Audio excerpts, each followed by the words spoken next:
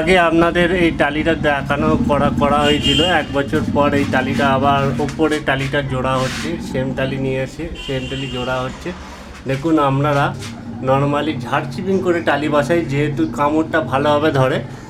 ঝাড় চিপিংয়ে অনেকে করে কি এরকম ডিপ ডিপ করে গর্ত করে একটুখানি ডিপ করে দিল, করে টালি বসিয়ে দেয়। কিন্তু সেইটা হয় কি মিস্ত্রিদের দোষ না, মিস্ত্রিরা যেই রেটে পায় সেই রেটে কাজ করে।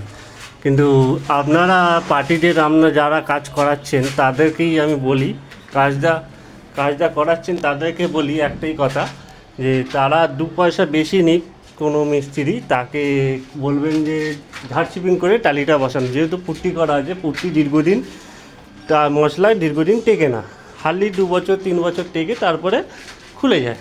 তো আপনাদের এইটাই বলার কর্তব্য হলো যে আপনারা ভালোভাবে কাজ করান, 2 পয়সা বেশি লাগুক। হয়তো কেউ 17 টাকা, কেউ 18 টাকা, কেউ 19 টাকা, অনেক কিছু রেটে কাজ করে। তো আপনার 2 পয়সা বেশি লাগুক, কিন্তু কাজটা বেটার হবে। এমনভাবে ঝাড় চিপিং করে কাজ করালে বেটার হবে, যেটা কামড়টা ভালো হবে।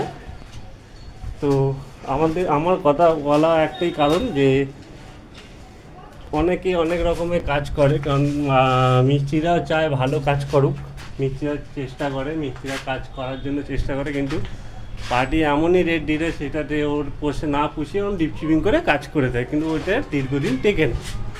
তো আপনাদের কথা বলা হচ্ছে, আপনারা এরমভাবেই মিস্ত্রির সঙ্গে কথা বলবেন যে ঝাড় চিপিংটা করে আমার টালিটা বসাবেন। সে 2 পয়সা বেশি লাগুক তাতেও কোনো অসুবিধা নেই, এটাই বলার কর্তব্য। আবার আপনারা ডিসিশন করবেন।